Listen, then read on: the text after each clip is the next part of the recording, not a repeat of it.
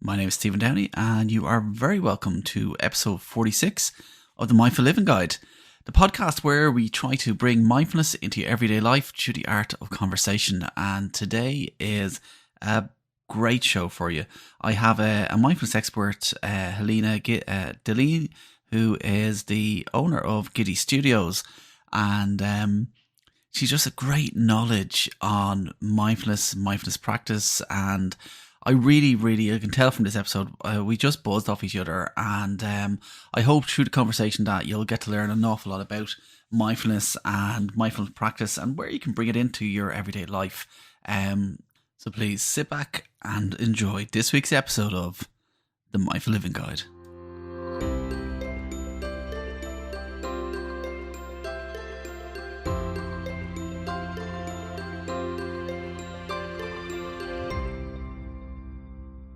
You are so welcome to this episode of the Mindful Living Guide. And this is going to be a belter. Do you ever just connect with someone who you've seen in the background a few times and you never had a conversation with them, but as soon as you talk, you realize you've so much in common and such a common outlook on life that you need to get to know each other more.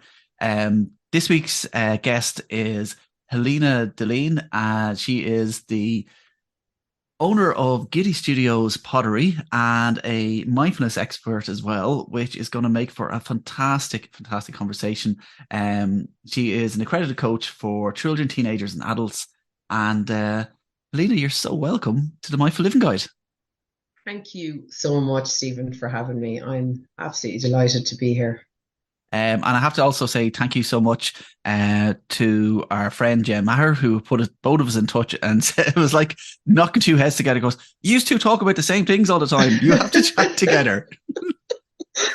Big shout out to Jen. Totally. She saw it before the two of us did. So yeah, kudos. Thanks a mil.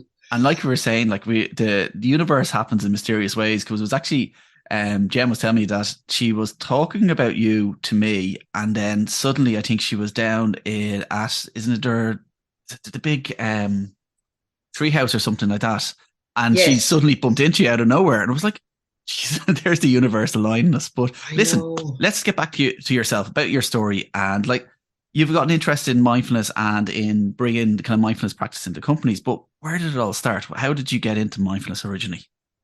Yeah, great question. And it's lovely to get the opportunity to reflect on the journey. So thank you for holding this space, Stephen.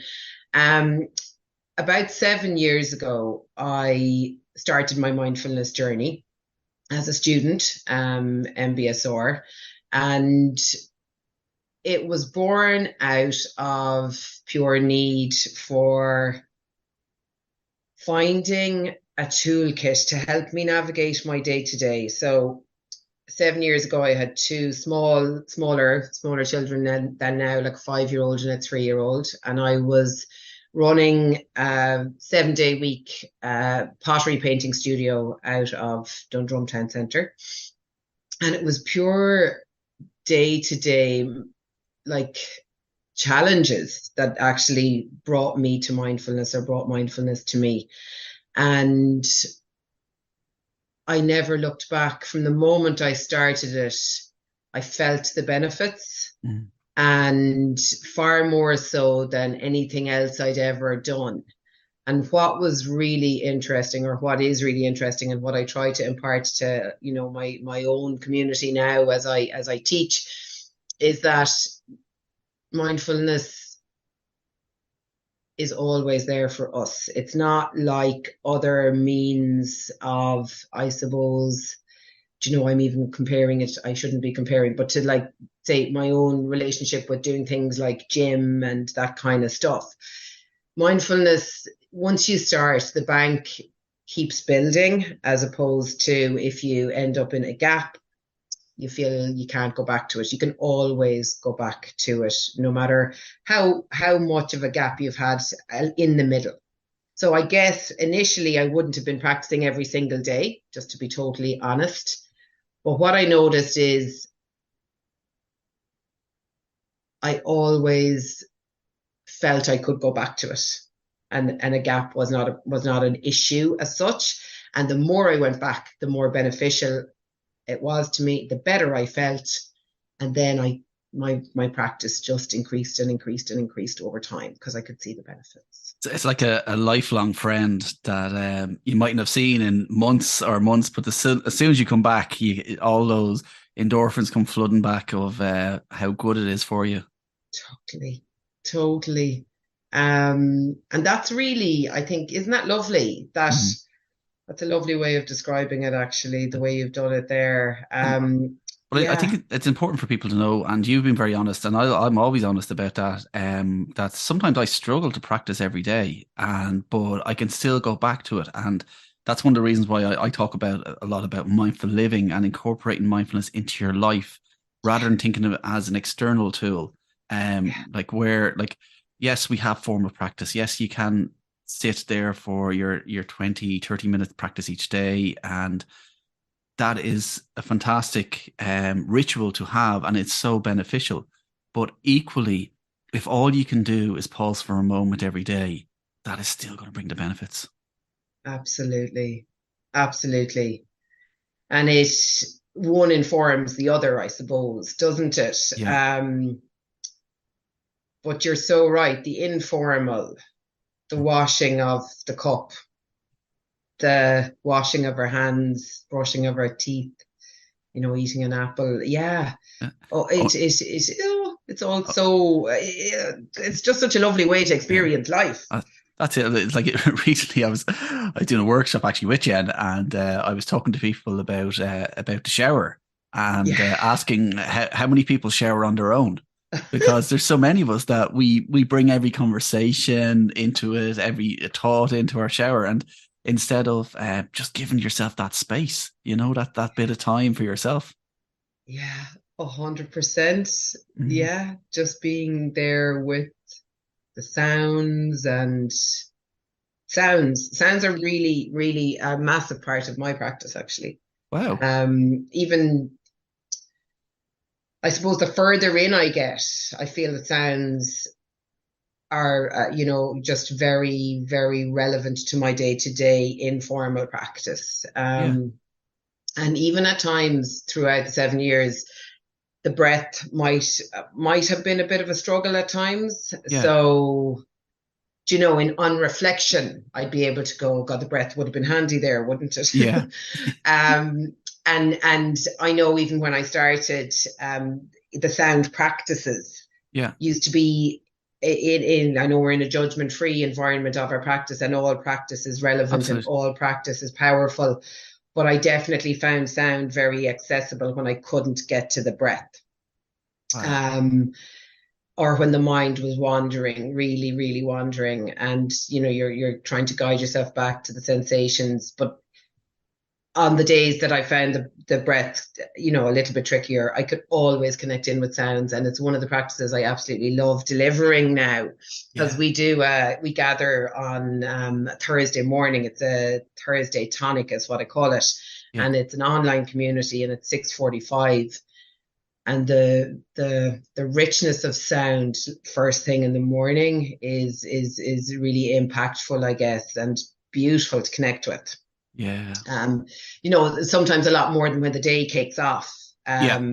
It's just so rich first thing when there's nothing really stirring, but so many sounds changing in every single moment. Yeah, I love it. I love coming It's back to amazing, it. and like there's a lot of people that they'd start off their first introduction to mindfulness would be the breath, the body scan, and just to know that there is many practices out there like that, like the sound, Mm. and it's interesting actually when I before COVID and all that, and past life, I used to commute to the city centre every single day, and Yeah, I used to struggle to find somewhere to practice, and I just found that it was a high pressure, stressful type job that I needed to find somewhere at lunchtime to practice. So yeah, what the office is based near the Mansion House, and what I used to actually do was go down and walk. There's some benches just along the quays, not far from the CHQ building, yeah, and I used to just sit there, and I started with the sound, just kind of, and because I was very self conscious of sitting there trying to meditate, and after a while I started with the sound, but after a while, I realized that most people walking past didn't actually even notice me and didn't actually care. And there was a Yeah. lot from that. But what I found that the introduction into that and how I actually was able to practice there and sit there was to be able to just sit there, even with my eyes slightly open, and just listen to the sounds around, whether it was the seagulls, whether it was the traffic, whether it was even the sound of the water going past. Um, these are all sounds and a soundscape that are happening every day, but we're so focused on ourselves, our mind, and what's happening that we're not listening to it. Like there's many times where Totally. I've gone for walks around the same block from a fitness point of view and trying to walk as fast as I could, missing all these opportunities, you know? Yeah. Yeah. Yeah. And you've raised a really, really valid point, and it's the same, I suppose, narrative throughout our chat here, where it's lovely to remove that barrier to practice. Mm, That sometimes we can fall into, where we feel like the headphones have to be in and we have to be doing a guided, and you're yeah. bringing up something, and something a memory for me that just came to mind as you were speaking about your CHQ benches moment. I remember being in the car on the way to visit family, with family in the car, Mhm. and trying to hit my goal or my target. This is way back at the beginning of doing the 30 minutes or the 45-minute practice, because I wanted to kind of be a good student, do my homework. And it was the funniest thing. So I kind of told my Alan and the girls that I was going to do my mindfulness practice like in the car, like Yeah. hilarious, right? I put in the headphone, put on my body scan. And about 10 minutes in, I was like, what am I doing? Like, life is happening in the car. Yeah. This is the opportunity to practice by listening to the girls chatting away, by chatting, by enjoying life. But what I had done in that moment was trying to overly formalize it, and was going off on quite an, I suppose, yeah, like I had it wrong in that Yeah. moment. And realizing that was actually so liberating afterwards, Mhm. because it was like, it's not about the being the good student and the sitting still for the X amount of minutes.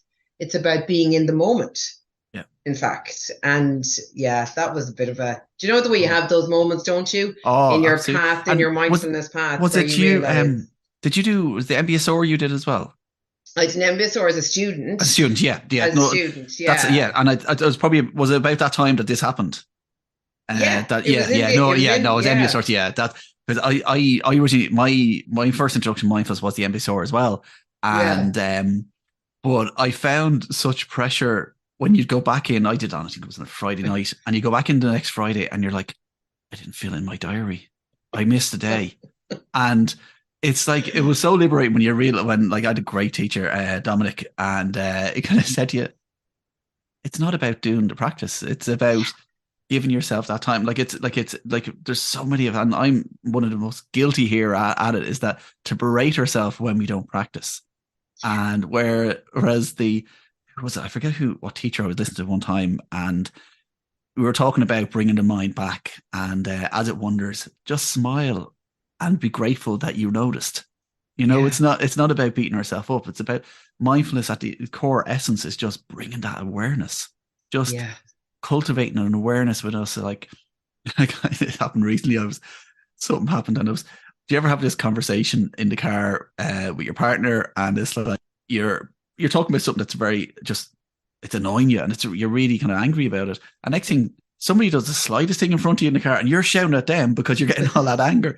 And I remember recently, the same exact thing happened, and I shouted, "I said, will you drive your car?" at the car in front of me, and then I literally stopped and said, "Hmm, bit angry today, Stephen, aren't you?" And my wife just laughed. It's like, but it's about bringing those pauses and the awareness into it. And the Mm. labeling of it, like you did there. Yeah, so Yeah. interesting. Saying it out loud, like, yeah, Oh, yeah. brilliant. And labeling is a fantastic thing. Mm, Oh, geez, a few years ago there, I was doing a retreat, and one of the things we actually had to do was given, and I won't say it's a terrible thing to say our negative personality, because there is a natural bias. We're all going to have that kind of thing, and it's like it's just another emotion, another feeling. But I used to call mine. negative Nigel, the negative Yeah. side of me. And Yeah. it was a fantastic thing about living that, because you had the ability then to separate yourself from the emotion, separate Yes. yourself The from those space. thoughts. Yeah, just creating that space. Yeah. Yeah. Amazing. That's really interesting. Really interesting. I love it. Yeah. The labeling aspect is so, yeah, very helpful Amazing. as well. Very helpful as One thing well. I really want to talk about more, actually, because I know it's a massive part of your teaching, your practice, is compassion and self compassion. Yeah. Because a lot of people, their introduction to mindfulness is from, and exactly like I said myself, it was MBSR, it was mindful based Mm, stress reduction. And I was trying to reduce stress in my mm. life. But I just am fascinated about compassion and how to just, rather than thinking about the opposite of stress, but just bring some compassion and some space into our life. Can you tell me more about Amazing. your own teaching in compassion? Yeah, totally. Yeah. And it's like it ties back in with what you're saying there as well around even what we're both saying around our approach to our practice. Hmm. Like because we've brought a compassionate approach to our practice, that friend is always there for us, as opposed to the negative knocking, berating of ourselves. Yeah. So it's very much that, compassionate approach to our mindfulness practice, compassionate approach to life. And the Kristin Neff, Chris Germer work is just, I suppose, where I'm very much I can't think of the right word. I'm just very connected to that work at the moment. And I think it's being driven very much by, I suppose, life experiences. The past 3 years, probably for everybody and myself included, have been, filled with so many pivots and doing the best we can kind of approach. And then it is definitely from being a parent. So I guess the aspect of the work that I find really, really helpful is if you were to describe it in the body, it's like the strong back but the soft front. So you have the spine, the strength, which is the fierce compassion bit. Yeah. And then you have the soft front, which is the heart space and the tummy and the solar plexus. And that's the tender compassion piece. And without getting too technical, I guess what I love about this work of Kristin and Chris is that it opens up space for us to set boundaries, to not be perfect, to live very real lives, I guess. Like there's a lot of talk around anger in it and Hmm. processing anger. And even back to your story in the car when, the car was in front of you and all of that. And where I guess you live this life sometimes, and I'm speaking from a personal point of view, Yeah. where we're constantly striving to get things right Yeah. and to be not angry and Hmm. to agree with people because, oh my goodness, if I disagree, am I not being helpful? But I guess I want to just empower my own family, my own children to find a way to speak their mind and stand up for themselves in situations while also being really respectful. Yeah. And that work, that fierce self-compassion work gives amazing tools for that. So that's the road I found myself going down very much in the past, 2 years, I guess. Yeah. And I hope that kind of Yeah. shares somewhat. Ask me more questions if that's not, because I'm No. very much in my head and my heart on it. So I want to make sure. Yeah. So with Kristin Neff, what really stands out for me and what I really love is that she brings in common humanity, because a lot of people, when they are in a situation where they're feeling overwhelmed, and that oftentimes we feel like it's just me, that I'm the only person in the world. And I got great reassurance from some of Kristin's practices when I realized that this is natural, this is common, and a lot of people may feel the Yeah. same things. Yeah, absolute game changer.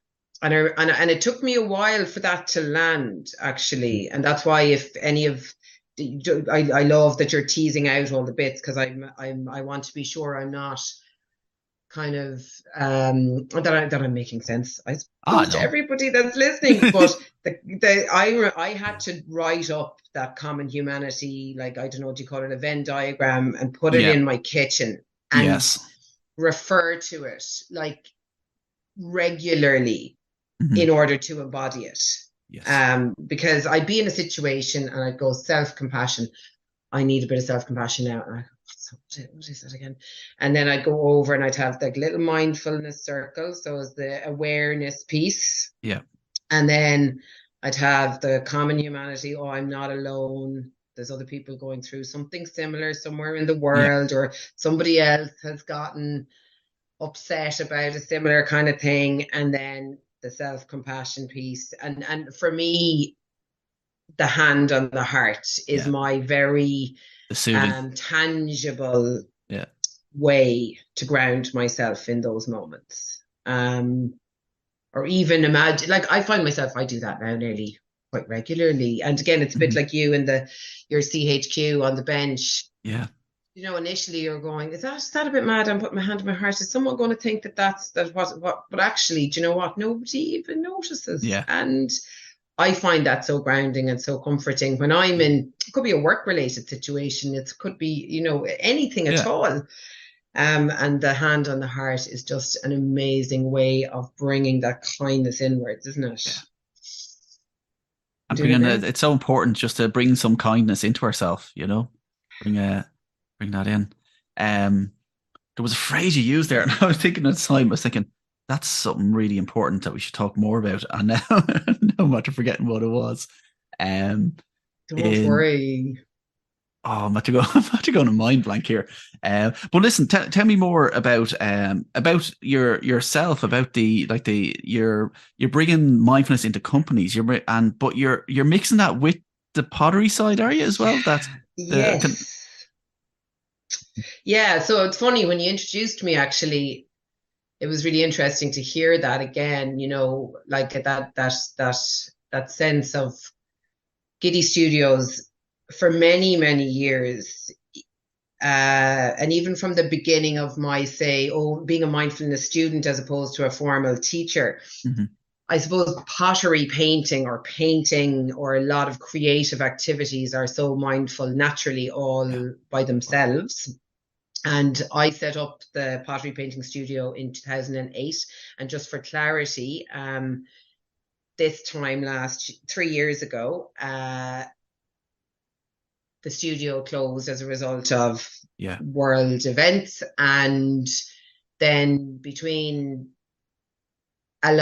a lot of different reasons, which I won't get into Mhm. today, be another chat, I'd say. Yeah, Um, the studio didn't get the chance to reopen.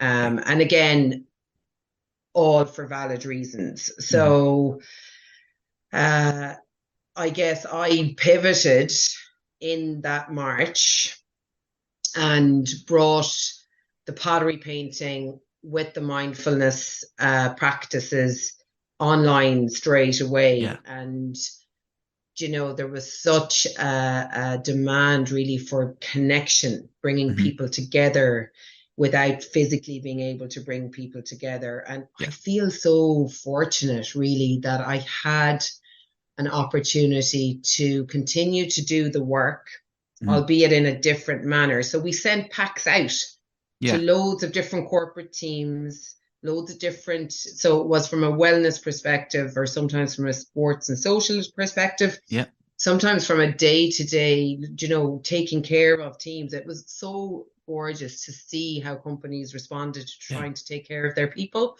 And then, to explain it very simply, the pack would arrive in someone's house. It would have their paint, their pottery, which is a little plant pot. Actually, you can see them up on the screen there if Oh, yeah. anyone was watching this. And their paint brushes, their glaze, and then we'd all meet on Zoom Yeah. or Teams or whatever format. And I would open with mindfulness practices. Then we'd paint together, have some music, and then gratitude practice was very much, and I know that's an area that's very close Yeah. to your own world, was very much the core of the session. And then the idea was the pot would sit on the person's workplace or kitchen or wherever they were working from in that moment, and they would add little gratitudes to it daily. And it was like a little connector to their colleagues as well. Wow. That's fantastic. It is actually interesting how the companies and the HR teams kind of look for ways to reconnect people again, because they were obviously very conscious of the fact that we're all working remotely. And actually, I'm still working remotely, mostly since then, Yeah. 3 years on, and it's but companies really embrace that ability to just bring a connection between but what I like about what you've done is that you created something physical that would sit on their desk, which would be a reminder of how they're all connected as well. Yeah. Yeah. Mm. Which was the tangible piece and the Yeah. accessible piece. Because what you're doing, and I'm just so blown away by what you're doing, is you're making it accessible. We're trying to take away the barriers, I guess, Yeah. to, it can be so accessible and so Mm-hmm. doable in the regular run of our day, Yeah. without us even needing to make it a pressure to carve out that time. So by sitting there with the little jar, the gratitude jar, writing the little note, popping it in, we have, I suppose, helped build the pathway of, thankfulness. And we are, as you know, all the science around like gratitude and how we're reframing how we see our Yeah. lives. And like, I'm a natural worrier. I am Mm-hmm. phenomenal at it. I just, if there was an award. Are you sure we're not related? Like it's like, so we can totally relate again. Mm-hmm. Total pro. Yeah. So I actually feel like, having spent the past 3 years particularly, and I'm so grateful for my practice in these past 3 years, like always grateful for it, but particularly in the past 3 years, in the midst of, as you can imagine, disassembling a physical bricks and mortar business, Yeah. in Of that course. time when you really couldn't even sell a chair on adverts Yeah. because people weren't moving. Yes. Yeah. So it was wildly difficult. Mm-hmm. And I'm even getting a physical sensation as I reflect on it with you Wow. now. And I'll put the hand on the heart. Yeah. Like, the two things that I used the most were gratitude practice daily, Mm-hmm. doubling down. I have a colleague of mine at the time who was helping me so much throughout it, a team member, was like, just double down on gratitude, double down on Yeah. gratitude. So on those toughest days when the climb was just particularly hard, Yeah. doubling down on gratitude. And the other one was my mindful cuppa. And this was something I did religiously throughout the pandemic, Mm-hmm. where if I wasn't in a position to pause in that moment and do an audio or do a self-guided practice, I would mindfully make a cup of tea or a glass of water Mm-hmm. and pause, step sideways, Yeah. and actually engage with the senses and have the cuppa, And in and a very focused way. But isn't that so fantastic that like you can create like one of the things, and we're talking about breaking down barriers to mindfulness as well, is that people think that it's something external to their day, it's something that they can't, I'm too busy for that. But you can spend 10, 15 seconds mindfully taking a sip of a water, and it's just about dropping down from the head and just into the sensations of the body, and just creating that space for ourselves. And I think yes, it does take practice. Yes, it does take that commitment, but the consistency that you brought by doubling down on gratitude meant that you were focused on that. Yeah. That was what you really wanted from each day. And Yeah. hats off, like Jesus, that was a tough, tough time to go through. Um, And the then, yeah, no, you're right. You're right. And like my challenge was only probably even tiny compared to what other people were facing is the other side of this as I sit here yeah, and reflect with you now. So I guess I just want to hold a tiny bit of space for that hmm because, yeah, life can be so hard for people yeah, and life circumstances can be so difficult. And having a toolkit that I guess is as relevant, whether it's, a physical day to day nuts and bolts challenge yeah, or a much deeper emotional challenge. And all of our climbs are different. So, yeah, I'm very conscious of that sometimes that yeah. mindfulness is so powerful when you are just a regular human navigating life, even without those other massive climbs that some people have to face. Abs- Does that make sense? Kind of like, Absolute. Yeah, it's the normal people mindfulness piece. Like, yeah, you know, yeah. The day to day, the day to day, when you are a Yeah. worrier or a ruminator or it's, Mhm. yeah, the challenges don't need to be huge, is what I'm Yeah, also saying, I think, if that's yeah, just coming across right. absolutely. It does. And you know what? It brings on from day to day. It's something I ask every single guest on the podcast a question, and because I think the day to day embodiment of mindfulness is different to every single person. And I think that's so important that we make it unique to ourselves and just take from it what really works for you. So, the question I ask everybody is, what does mindful living mean to you? Yeah, it's a great question. So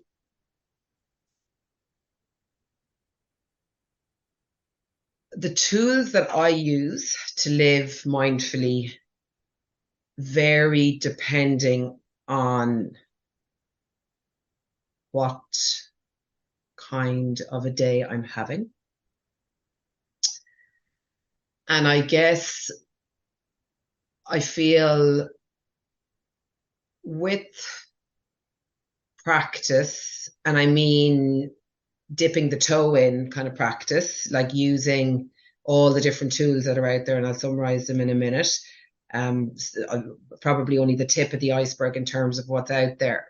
But I guess what I'm trying to say is that because of the amount of exposure to different mindfulness tools over the past 7 years, the one that I need the most seems to just be the one that shows up for me in a particular day, hour, week. So, Mhm. for example,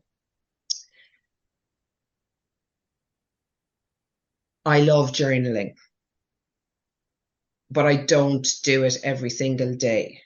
But when I am in a particularly tricky climb, Mhm. that might be a regular situation where I might have had a conversation that's sticking with me and I can't lean into it and kind of I'll go for the pen and paper and I'll unpack Mhm. through a rain practice from Tara Yeah, Brach, for example. And just where I have the what R stands for, A stands for I, and I'll literally jot down yeah, and unpack. On another day, it's the cuppa. It is pausing, listening to the kettle, and just very carefully going through the different senses as I'm Mhm. making the cup of tea. And instead of scrolling on my phone, I'll sit with the cuppa and actually enjoy it rather than not engage with it properly.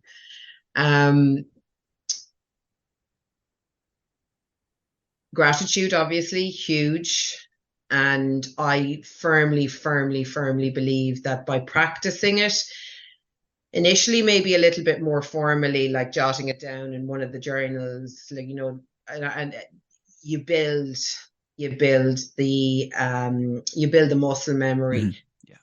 So Shauna Shapiro for me has been really helpful in terms of helping me wake up less worried. That's someone I've actually never heard of before. Okay, in a bit like me, and how I can't get over how it's taken me this long to chat to Stephen Downey. Do you know what I mean? It's like I know it's gas, isn't it? When the time is right, these exactly. Like I really believe that all things happen at the right time. They do. That if actually the question actually about if you look back now and you've learned so much from the last 3 years and from the changes in your life, that changes that you probably wouldn't have made consciously unless the circumstances had been what they were. Yes, you're so right. You find it's brought about a resilience in you. And can I ask a question? And it's kind of a controversial question in some ways, that if you look back at your journey then over that, and you brought gratitude in a lot of places, but would you be grateful for where those places have brought you now? Yeah. It's a difficult question to answer, because I straight away go to the piece where as you're asking me live, I'm instantly drawn to the bit that involved the team. So I had a team, and that bit was the hardest bit, was that the impact of this on other people. Yes. So yes, in terms of the resilience piece, probably not there with the grateful bit. Yeah, I'm grateful for so many aspects, but as an overall, I couldn't say grateful for that just yet, because the overriding sensation that I had there when you asked me was to do with the impact that had on other people.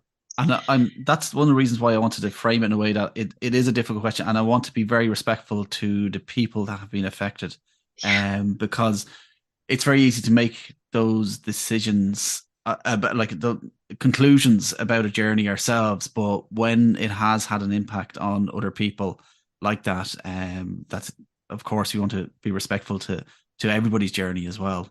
Yeah, no, and you're so connected to it. I can feel it.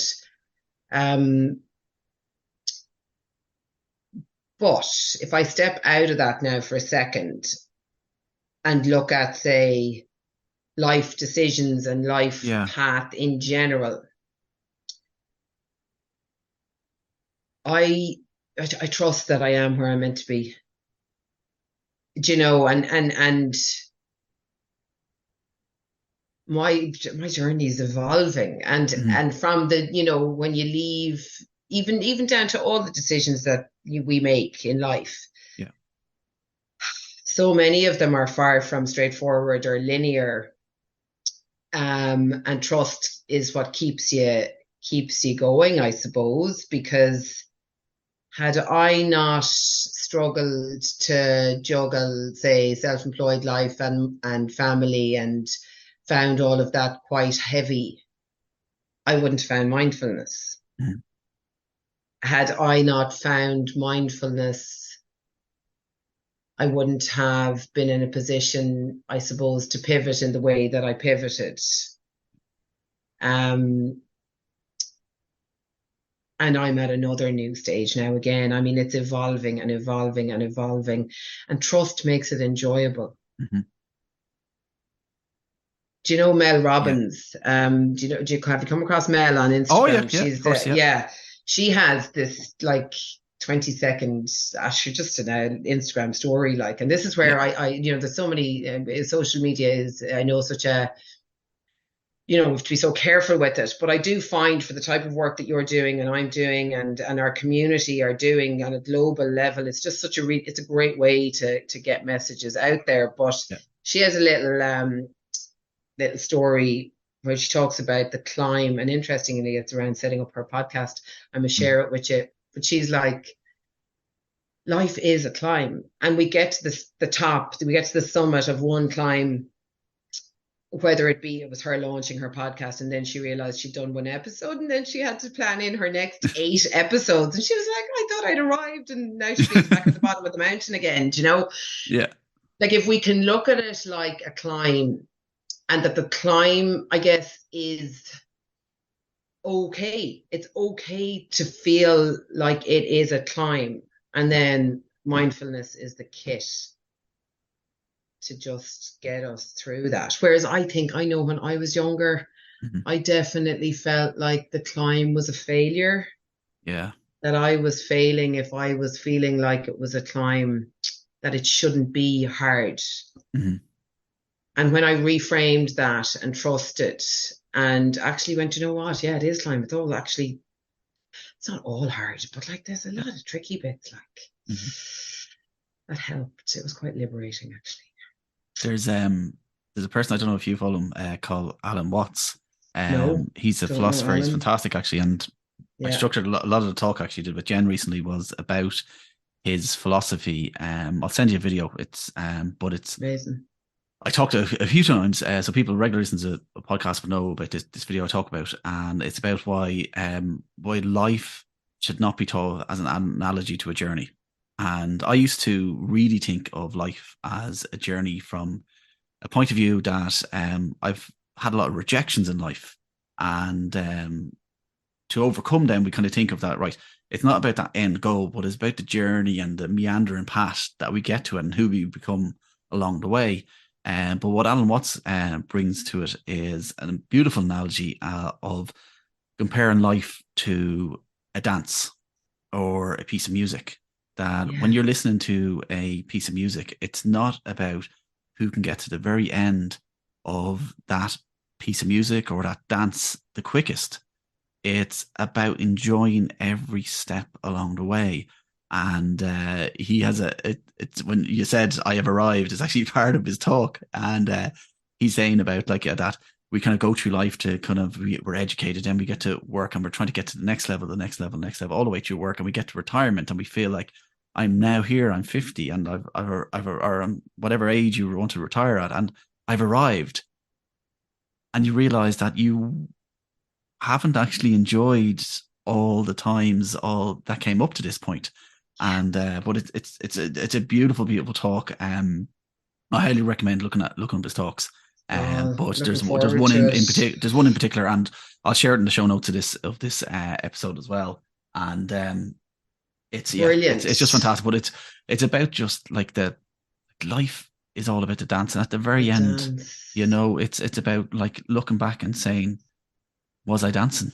And I think what you've described in where you are now is that, to me, as an observer, it seems like you're at a stage where you are in flow with whatever the path is going to take you.